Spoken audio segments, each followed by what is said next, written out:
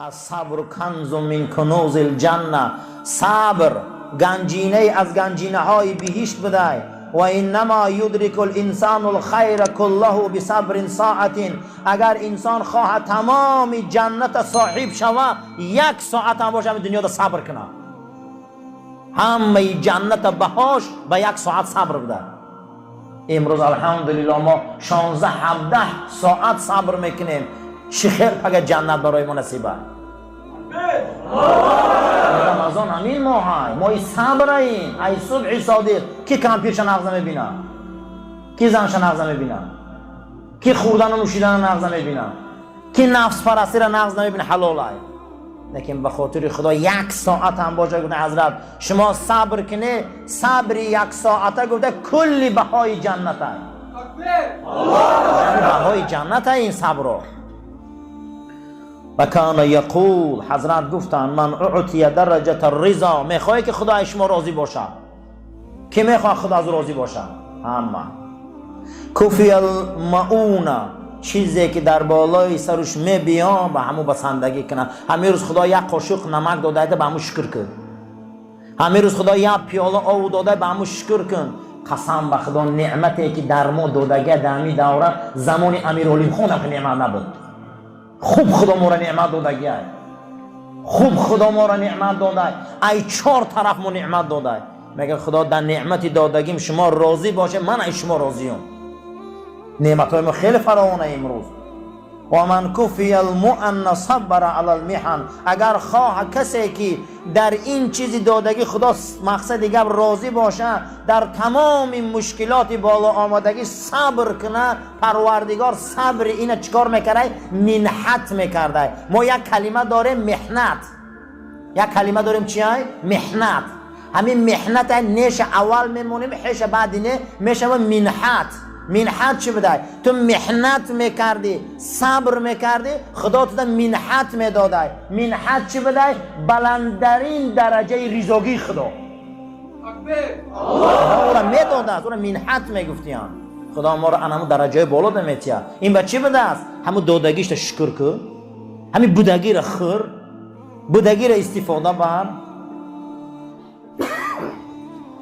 خداوند بد میدیده انسانی را که بسیار طلب بکنه و ناشکره، بد میدیده. همین روز خدا اگر ما را همین تقدیر کنه، قسم به خدا همین رزق دادگی ما نخوریم کو، قسم به خدا ای سر و گوشمان زیادیه.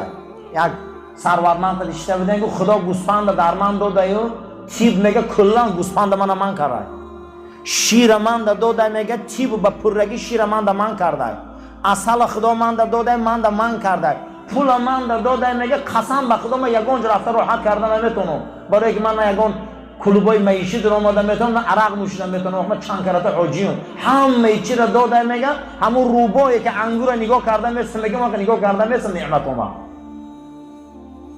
هم مثلا دیگه قسلی قند، هم فشار خون، همه چی را میگه من کردگن نباشه همش دست من میگه. من نمیدونم میگه خدا ای بر میته میگه با ای بر نعمت سلامتی را میگیرم. اما یا آدم در سلامتی داده ایو را نداده بود. شکر کردن در کاره این نعمت را، صبر کردن در کاره. صبر این شوخی نیست. من رمضان ماهی صبر. رسول اکرم چند صبر کردن صلی الله علیه و سلم. این راه صبر. میخوای که به مقصد رسی، تا صبر مکتب شه نگذری نمیرسی. این حاصل صبر. انا که صبر میکنی، تحمل میکنی، از همون غوره تلخک ترشک میشه، او شیرینک میشه، او خامپز میشه و میپزه، و او حلوا میشه و میغلطه. همین کسل هم همینه برادر، وقتی بیمار میشه تیز هر جا ندوی اخی. همین رنگی سیوه همین کسل هم. همون روز گله پگه غمچه میشه و پگه همون داویچه میشه و یه روز وقتی میبرو میره همون کسل هم. هیچ که کسل برآوردن نمیتونه، قسم به خدا. این کسل خدا میبروره. برای بزرگا در کتاباشون آوردن که دردی که در بدن شما میرسه شما بسیار زیقی نکنه. وای رنگ همی گلی نو برآمدگی همون ساعتش که به خودش میغلطه میروه. حتی که سفیان ثوری کسلای همین لنگ میشه گریپای حاضرن به حضرت در محلول میبیارن، شیر عسل نگاه میکنن، میگه وای بر حالت سفیان، وای بر حالت. همین یک روزه کسل طاقت کردن نمیتونید. میگه گیره ملحم تونه پیشون. گفته چی باخی؟ در پیغمبر خدا گفت که یک روز اگر کسلی را طاقت کنه خدا دو ملائکه را رایی میکرده که شاهد باشه چیکار کرده است؟ میگه شکر کرده است ای خدایو. میگه اعمالش بره توزه کنه گناه نداره دیگه. آدمای کسل، آدمای بیمار چی کسلیات تبابت هم نشوه. شما یک روزی صبرتان تمام اعمالی بدی شما رو میسوزونه. با اون شرطی که صبر کنید. دو ملائک پیش کسلی آمده میسوده. می نویسن چیکار کرده است؟ این سرش در کرد، دندانش در کرد. خدا چیکار کرده است؟ به حق راضیه. میگفته تقدیرش. میگفته اعمالش گیره من شاهدیت توزش کنه چی نمونه. پیغمبر خدا وقتی بالای کسلی ها می آمدن میگفتن که جناب پیغمبر طهرک الله، ای خدا توزت کرده است. همین وقتی که آدم کسل میشده پیغمبر میگفته خدا توزت کرده است. الحمدلله توزه میشده آدم با کسلی. در یک روایت دیگر جناب پیغمبر گفتن من مات مریضا مات شهیدا، کسی به کسلی امتی من ای دنیا گذره امتی من شهید میمره. هر یک چیز برادرها میدانم صبر و از بینن من بعد میبینیم بسیار مشکله، لیکن به حد میوه این کلام بده، به حد میوه این کلام بده است. و کان یقول، حضرت گفت است که فرهنگ صحابه چگونه بود، فرهنگ زمانی ما چگونه بود. اکنون با درباره حدیث های مغفرت صحبت میکنیم. از عباده ابن صامت صحابه رسول اکرم روایت بوده است من تعار من اللیل، کسی شب فرا میرسه شب در میابه، بعد از فرا رسیدنی شب میگه لا اله الا الله وحده لا شریک له له الملک و له الحمد و هو علی کل شیء قدیر. بعد از این دعا را میگه الحمدلله و سبحان الله و لا اله الا الله والله اکبر ولا حول ولا قوة الا بالله العلی العظیم. بعد از او میگه اللهم اغفر لی، خدای من بخش. او دعا میکنه خدا گفته استجیب له، هر دعاهاتان من قبول میکنم. آخر آیات های رمضان خدا میگه و اذا سألك عبادی عنی، بنده ها من میپرسن، بنده هم از من میپرسن فانی قریب، ایمان میبیام میگه ای دیلوشون هم نزدیکم قطیشون، من میبیام میگه پیشون اجیبو دعوت داع، من قبول میکنم دعا کننده ها را دعاشا. اجیبو دعوت داع اذا دعان، وقتی او گریه میکنن خواهیش میکنن از من میپرسن. 16 جا در سوره آل عمران خدا ربنا ربنا ربنا میبیاره و میگه در آخرش که اینی لا اضیع، من بیکار نمیکنم، من عمل عملا من ذکر و الانثى، اون مرد زن عمل میکنه کو من هیچ عمل بیکار نمیکنم، همه عملاشون مکافاتشون میتیم. معلوم است که بعد این دعا آخر در عمل آمده است. قسم بخدای عملای قرآن گوش کنی را پگه میگیریم، این اعتکافا را پگه والله میگیره. یگان چیز در نزد خدا پشیمان نیست. صاحب تفسیر کنز میگه که مزدی کاری نیکان ضایع نباشد نزد حق، لا یضیع الله فی دارین اجر المحسنین. آدمای نکوکار در راه الله قسم به نام خدا مزد و مکافاتشون میگیرن، با نام اونها در تاریخ مهر میشود. انسان های بود، کوچه ها به نامشان بود، در پلا صورت هاشان بود، هیکلا بود، این بود وی بود، اما بین 100 ساله در نیست شد. اما حضرت ابراهیم 10,000 ساله نامش میمونه، 1400 ساله از آن محمدی میمونه، 1400 ساله ابوبکر صدیق نامش میمونه. کسی در نزد خدا یک چی دو دمو را میگیره پگه کنی یک از حج بین بره. 10,000 سال پیش ابراهیم خلیل الرحمن میبیا این خانه را بنیاد میکنه، اما در 100 ساله امپراتورها نسیده رفتن، نه اسکندر نام مونده، نه چنگیز، نه دیگرش، اما نامی ابراهیم در دنیا میمونه. بعد این نمازامون تا صلوات بر ابراهیم نفرستیم نمازا کامل نمیشود. بیا کاری خدا را کنیم، یه روز هم باشه کاری خدا را کنیم. بعد از اون میگه خدا میگه قبول میکنم. بعد این دعا فان توضع، اگر با خضر غسل گیره 2 رکعت نماز خانه نماز هم قبول بوده. کسی که بعد این دعاها چی نماز میخونده خدا میگه قبولش کردم. رسول اکرم صلی الله علیه و سلم در روایت بخاری در روایت طبرانی آوردگی بوده است که هر کسی که شب میشه و میگه بسم الله 10 بار، سبحان الله 10 بار، آمنت بالله 10 بار، کافر و طاغوت ابلیس و بت‌ها 10 بار، خداوند میگفته است که در این از گناههای کردم خدایا من شرمنده ام. خدا میگفته اگر دوباره گناه در دست نزنه نو ای مادر به دنیا آمده. برای همین این دعاها را کنیم بعد شب در آمدن. راضی شوید از آن قسمت و نصیبه که خدا در شما از رزق و روزی داده. شما اگر راضی باشه خدا شما را بای میکرده. زمانی صحابه همین بود، همشان از قسمتاشان راضی بودن، همشان از تقدیراشان میگه راضی بودن. امروز ما از همین قسمتامون راضی نیستیم، برای انا همین زندگی ما تلخ قدر نیست. در تک یک دیوال یا پدر و مادر 13 گودک کلان کرد، از ما 2 گودک سریشش نمیریم.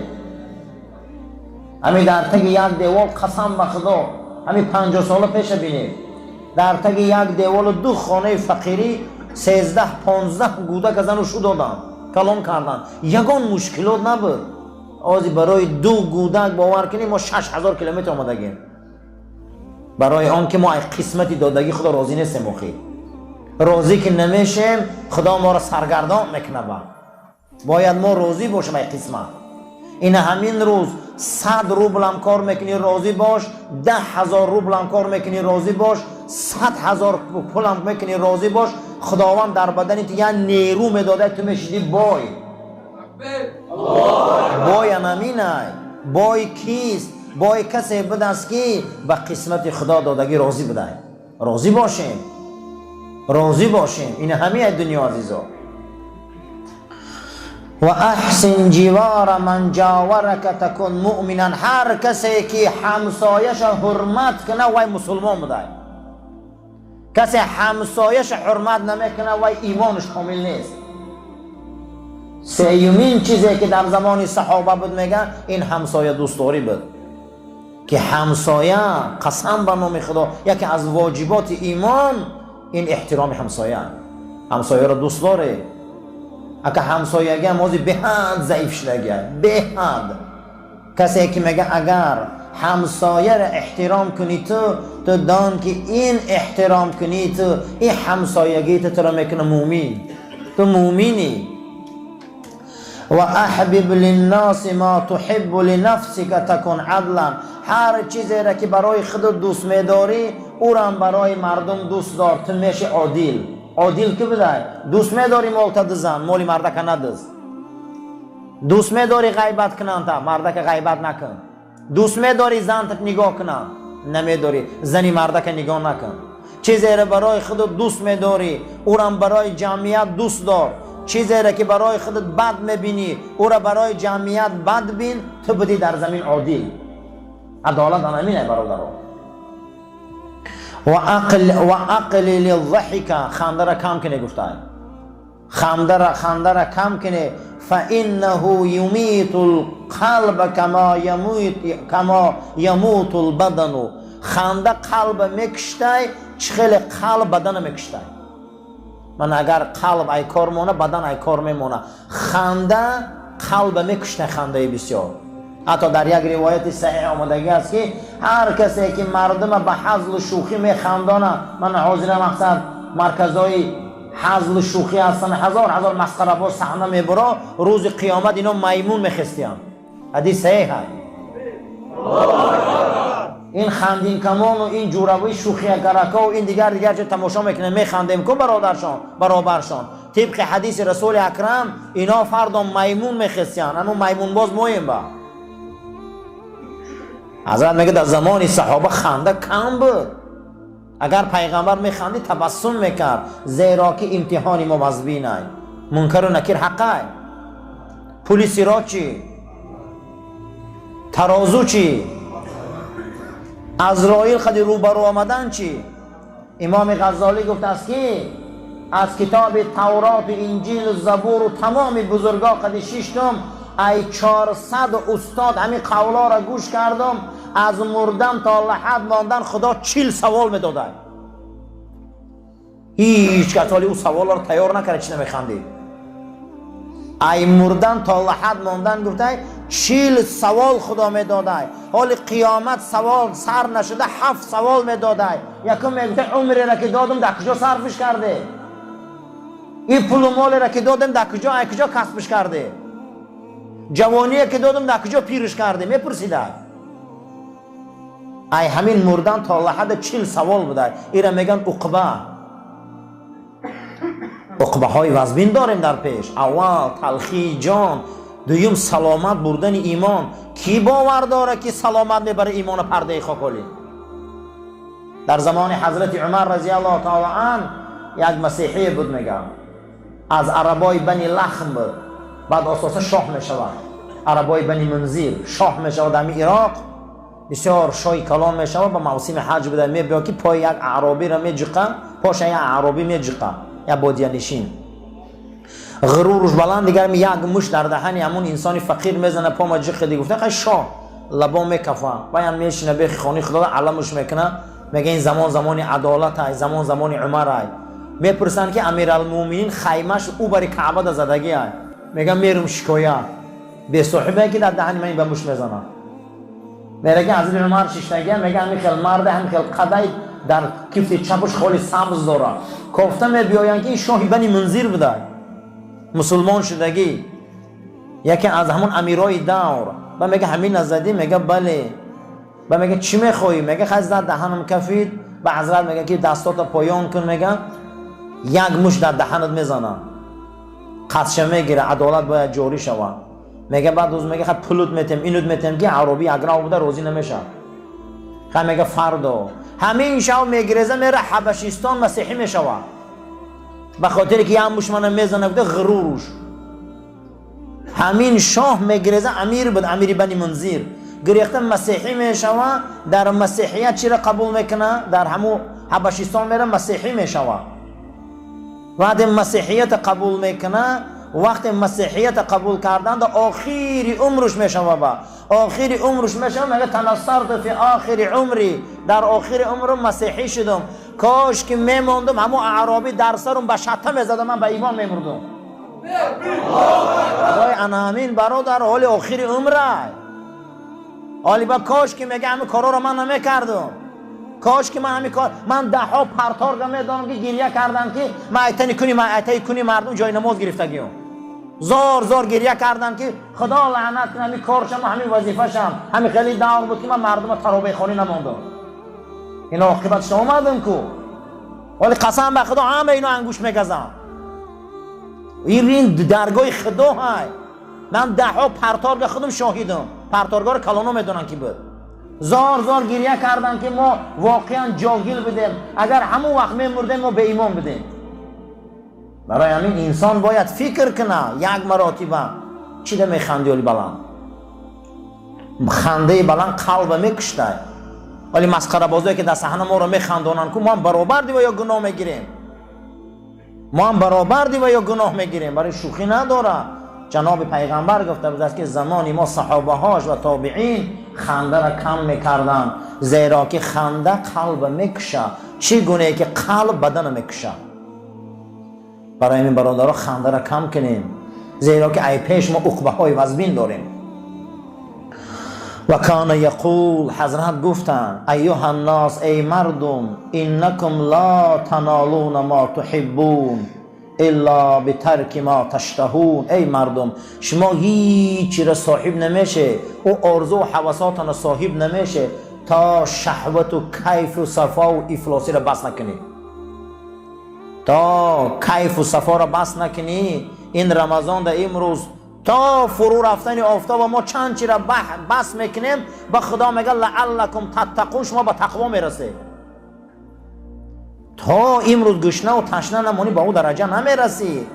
امروز بسیاری چیان را آدم ها دوست میدارن، اما برادرها او دا فقط چیکار میکنی؟ بس میکنی کیف و صفا را، بس میکنی کارهای ناشایسته را، با او درجه میرسی. ولا تدركون ما تعملون الا بصبر علی ما تکرهون. شما یگان جا نمیرسه، یگان درجه نمیرسه مگر به صبر، و صبرم خیلی وزبینه، خیلی مشکله. شما میکنه که همیتا پخته برای به مقاله ها رسه.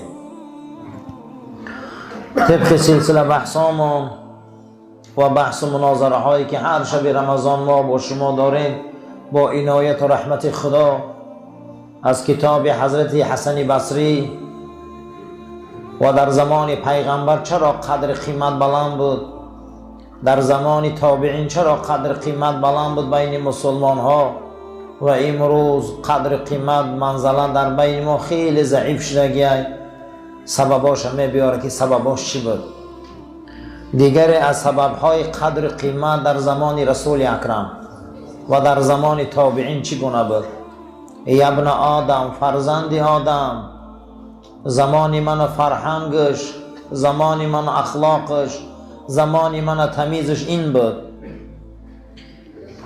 عف عن محارم الله تکن عابدا. عفت پیشه کن، دامن تا بالا کن از حرام های خدا، و خداوند تو را عبادت کننده می نویسم. عبادت کننده کی بوده؟ کسی که از حرام خدا دامنش بالا میکنه. آدم لوی دایره بیاید، از دایره گذشتن چیکار میکنه؟ وقتی که دریا باشه پاچه‌اش چیکار میکنه؟ معنی عفت چی بوده؟ آدم باید دامنش بالا کنه که تر نشود. من آب لای آب غژ وقتی آدم میگذره، اگر بروکش بالا نکنه قدی دامنش چی میشه؟ دم آب لای تر میشود. عرب نامی همین عفت میگفته، خمان پاکی میگیم. کسی که از حرام خدا عفت پیشه میکرده، دامنش بالا میکرده، و انسان عابد نزد خدا عبادت کننده همین بوده. کی عبادت کننده؟ کسی از حرام خدا دامن میبرداره.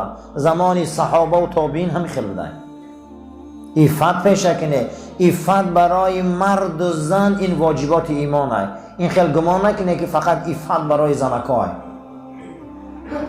برای ما هم واجبه، برای زنک هم واجبه. قسم به خدا کسی عفت نداره و عبادت کننده نیست. معنی عفت چی بوده؟ دامناتون بالا کنه از حرام خدا و رسول. پروردگار ما را برای راست هدایت کن. این شبا را برای ما مبارک گردان. از آفت بلا کلفت ما را نگهبان باش. عاقبت کاری ما را به خیر گردان. این جمعیت ما را ایمانشان کامل، مشکلاتشان آسان، از آفت و بلاها نگهبانشان باش. اهل و عیال ما را برای راست هدایت کن.